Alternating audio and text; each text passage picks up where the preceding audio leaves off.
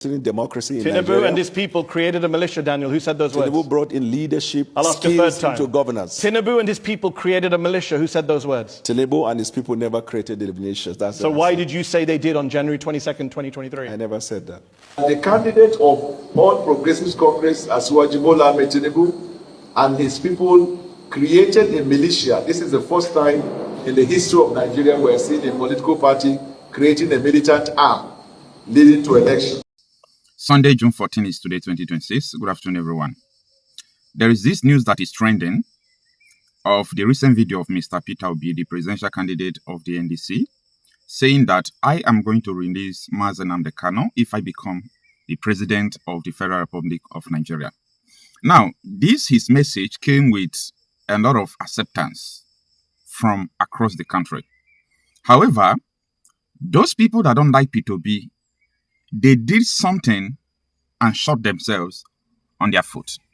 Now, they sponsor almost one set of newspaper that always write against Nnamdi Kanu. I know them. They are a set of newspaper that always lie about things about Nnamdi Kanu. So they sponsor this set of newspapers to report what Peter Obi said so that they can now instigate the wrath of so many people in the North, because they believe that the North don't want Nnamdi Kanu to be free because of one thing or the other. You understand? So, at the publication of this statement made by Peter Obi by so many newspapers, I went to the comment section and started summarizing the content. I see that 85% of people from the North who are commenting on these posts are in agreement with Peter Obi. You can see that what the major thing they are saying is that if you can free bandits, Nnamdi Kanu must be free. If you can free Boko Haram, Nnamdi Kanu must be free.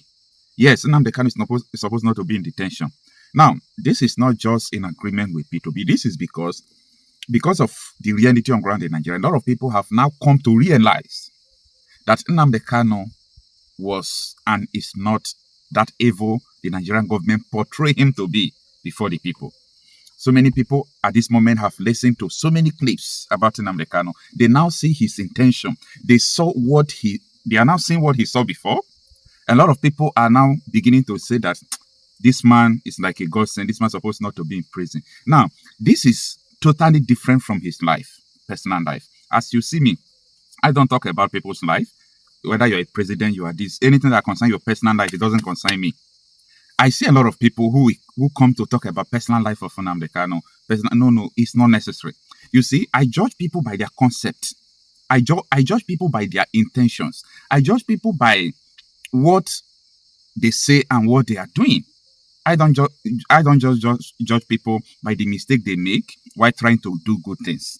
I judge you by your intention to do evil. That is the way I judge people. So if you are trying to do good things and in that way you make a mistake, I will not come out to say, don't you see this guy? No, you understand. So after reading so many comments, by the way, I used to use automation, AI automation, to check the percentage of people who are in agreement of this, the percentage of people who are not in agreement, percentage of people who are in neutral. It's very easy to check. I see that 85% of people, are in agreement with what Peter Obi said. Now, take a look at these newspapers. When you look at this, the Daily Post say Biafra. I want you to understand where these people are going to. Now, Peter Obi did not mention anything about Biafra, right? Good. Court did not jail Nnamdi Kanu because of Biafra, right? What makes Daily Post newspaper to put Biafra? Why? Because there is an intention why they were paid to publish this thing. I want you to pay attention. Biafra, I will free Nnamdi Kanu as president. No reason imprisoning him over insults. Do you understand how the Daily Post try to frame it? Now, this is very Nigeria. Another blogging site say, I'll free Nnamdi Kanu if I become president. Peter Obi. This is the cable. Obi, no reason for Nnamdi Kanu's imprisonment. No one should be arrested for insulting people. Dendi, Nigeria, said, I will free Nnamdi Kanu if elected president by Peter Obi. Now, this was posted by an Hausa man in Kano State, because a lot of people like what I just told you, that they had a mission to say, oh, this is the reason why we will not support P2B. This video is not only about politics, so pay attention. A lot of people are sponsoring these posts in different platforms, saying that this is the reason why I will not support P2B. But look at the man posted in Hausa language what P2B said that he's going to release Nnamdi Kanu. He now posted something that Professor Yusuf Osman, who is a spokesperson to the caliphate, said this was when Christopher Musa was appointed as a Minister of Defense. We strongly reject any plan by Defense Minister Christopher Musa to wage war on Fulani people. He is now a political office holder, not a battlefield soldier.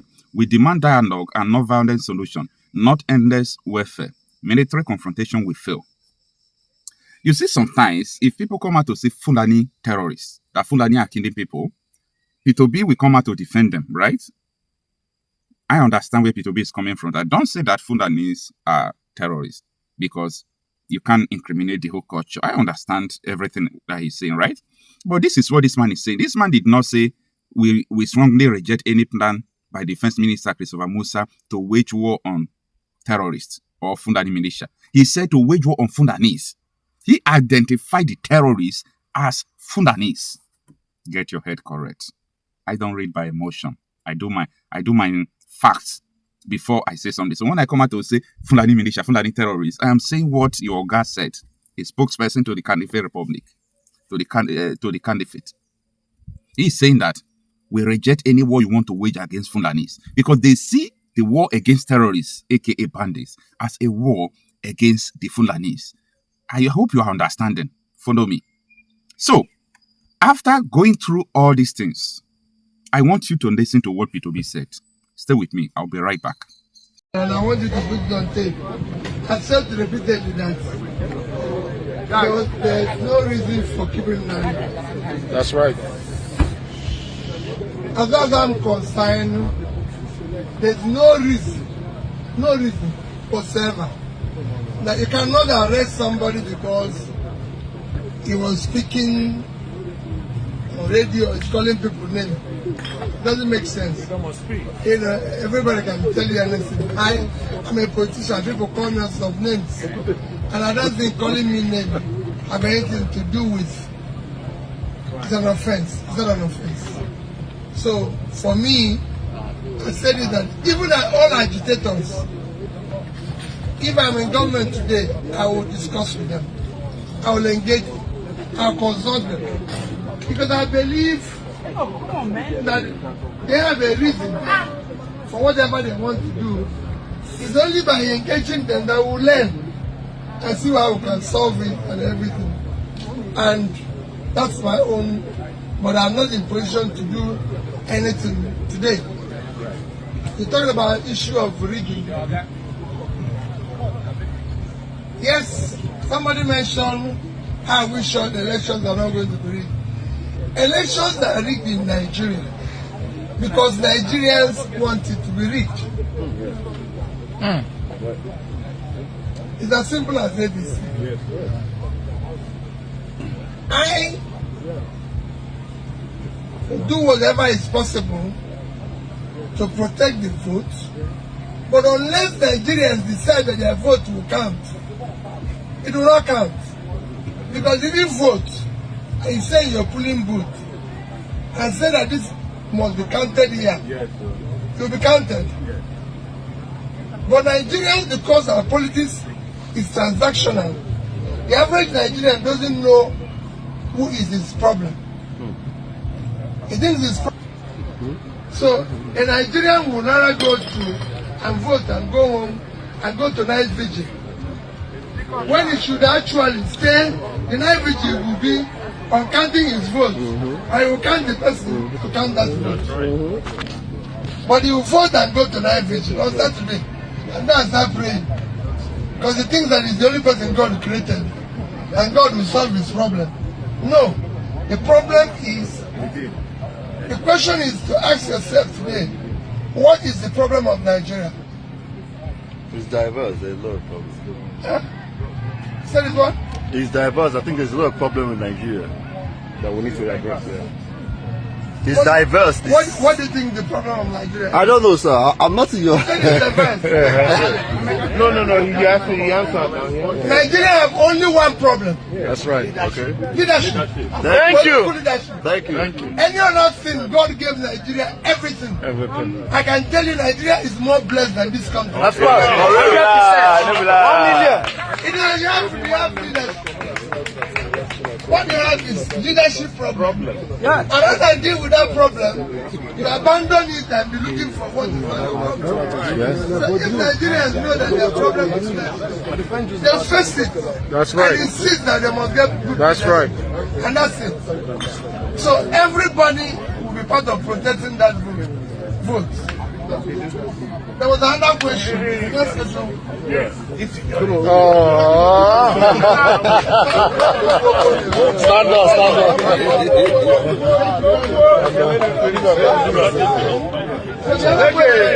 He's asking of the question. He asked about cyber. Yes. Let me tell you. Not much has been done about that. Because I come to talk about security regulation. Not much has been done about that. It's something that requires people for me, a lot of learning. A leader is a learner and a listener. Unless you learn, if you know everything, you don't know. So, for so many people who are opposing Obi's candidacy, if you ever think that Obi making this statement will make some part of people not to vote for him, it is a joke. In fact, this will even make so many people who never wanted to support him.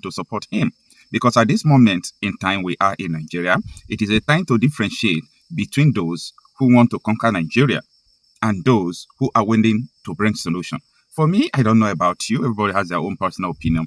But I tell people that I see Nnamdi Kanu as someone who is a solution.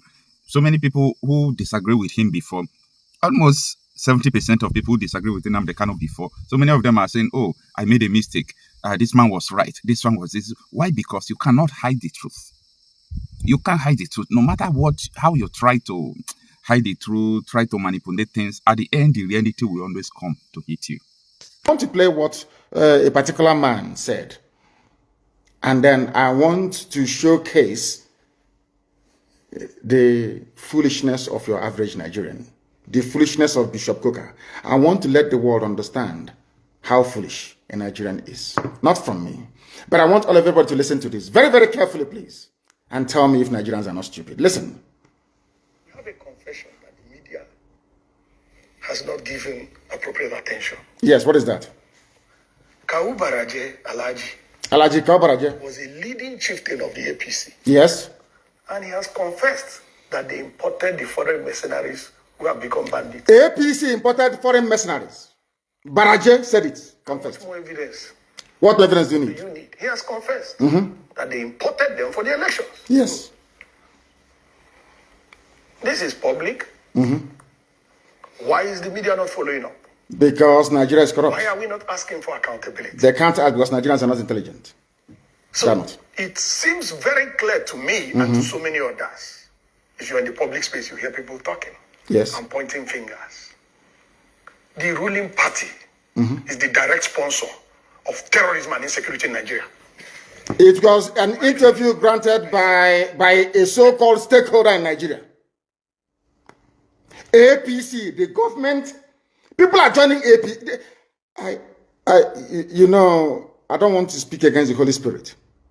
At this point, I begin to say to God, there is no way a black man can be equal to a white man. It's impossible. You are aware. I don't know how to show it. This is the Maison's High Reporters. I think I'll put it on my page after this. If you go to my page, you'll see it. The man spoke very brilliantly. Nobody has come to counter him. Baraje is alive.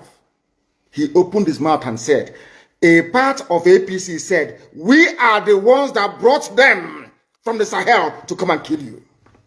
They are fellow Nigerians. And after this, you say, I'm a Nigerian. That is why I say that anybody, if once you say you're a Nigerian, you're sick in the brain. I never have regard for you as a human being, because that means you cannot reason. I will play this once again, uninterrupted, so you can hear him very, very well. And I'll start by asking him I'm not going to ask him what he said. Who is responsible for the insecurity in Nigeria? Who is to blame? Listen. We have a confession that the media has not given appropriate attention. Yes. Go ahead. What is that? Kawu Baraje Alhaji Alhaji Kabaraje was a leading chieftain of the APC. Chief of APC. Confessed. He has confessed, Baraje. That the foreign mercenaries who have become bandits. Oh, he has confessed.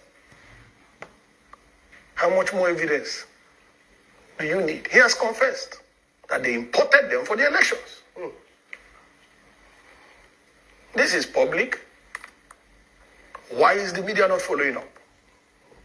Why are we not asking for accountability? So it seems very clear to me and to so many others. If you're in the public space, you hear people talking and pointing fingers. The ruling party is the direct sponsor of terrorism and insecurity in Nigeria.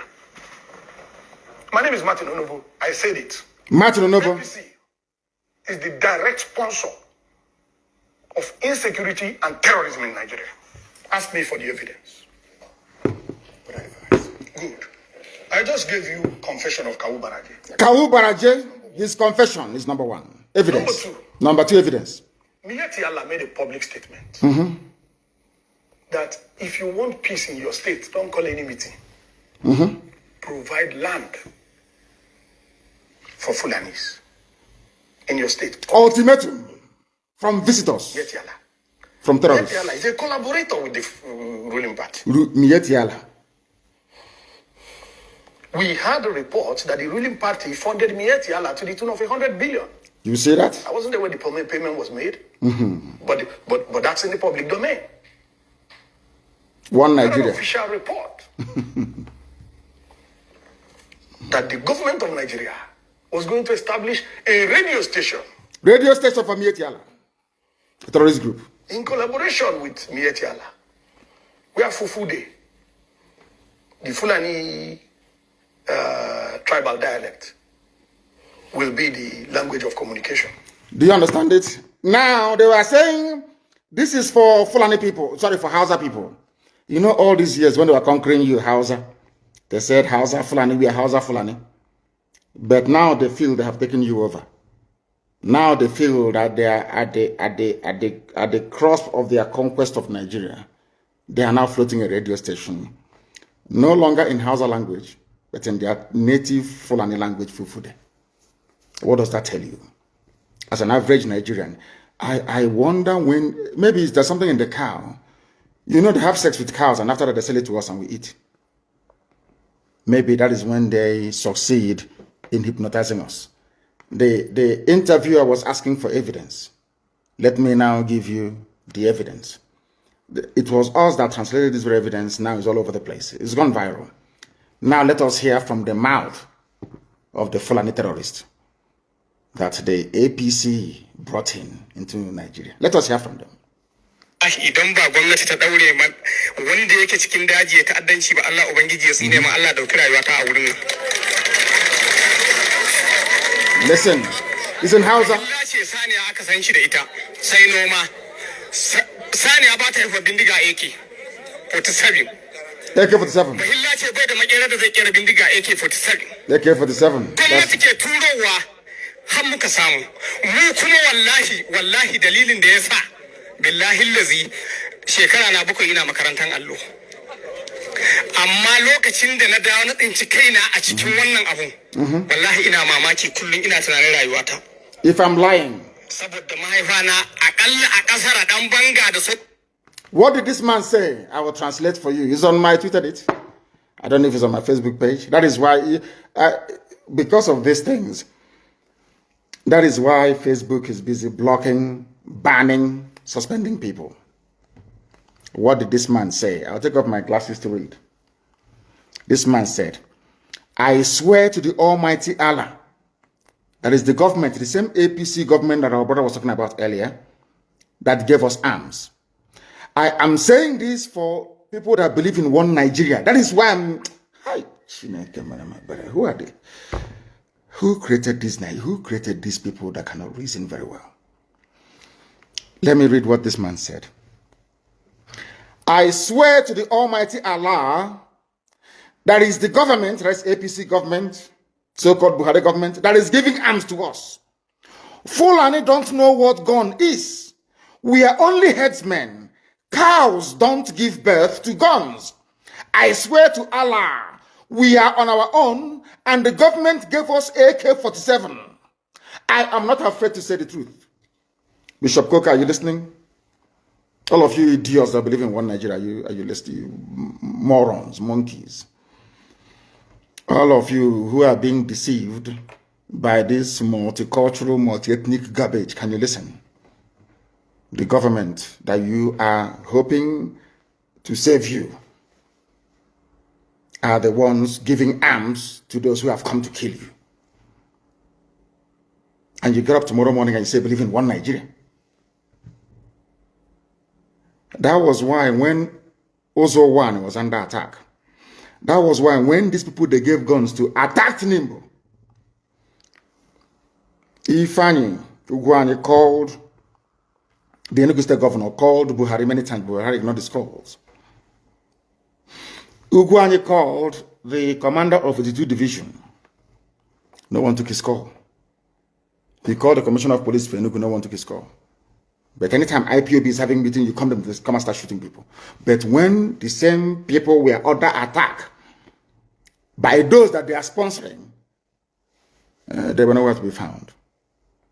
Is that a type of country? Is that the type of country you wish to belong to? Let's be honest about everything. If this insecurity were being caused by a group of disgruntled Fulani businessmen, you can understand.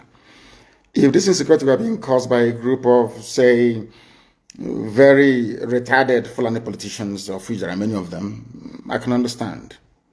But insecurity is being caused by the government itself, the APC government. Our brother said it here, and you think he's lying. The people that they get... Do you know where they said that? In front of Sheikh Gumi, Abubakar Gumi. He went to the forest to go and meet the bandits, and the bandits told him it was the government that gave us the guns. We don't know what guns are until they gave it to us. That's why I asked you, if they're coming all the way from Mali and from Niger, how did they cross the border with guns? If you claim that those that are raising us are from Niger Republic. So you don't have customs and immigration in the north anymore? Or because you see yourselves as one people, so there is no border patrol, no border policing, nothing. But you have closed the border now for nearly a year and a half. So the border is closed. And you're from the south and you're shouting one Nigeria. Do you see the depth of your foolishness? Can you see it? When I say it, it's not out of hatred. People say, oh, I don't like his style of agitation because I tell you the truth. A governor said, the governor of Bauchi State, we are bringing in Fulanis. We are coming to settle Fulani in Nigeria. He said it, he wasn't hiding. We are coming to settle Fulani in your land, in your villages. Do you know why that is possible? Because you believe in one Nigeria. If you are on your own, nobody can try it. It's called an act of war or invasion. But Fulani is carrying out an act of war and invasion into your territory because you are under one Nigeria. So in other words, they are using, Nigeria is providing them a cover to carry out a conquest of an entire, should I say, ethnic nationalities across the zoo. Is it clear to you now?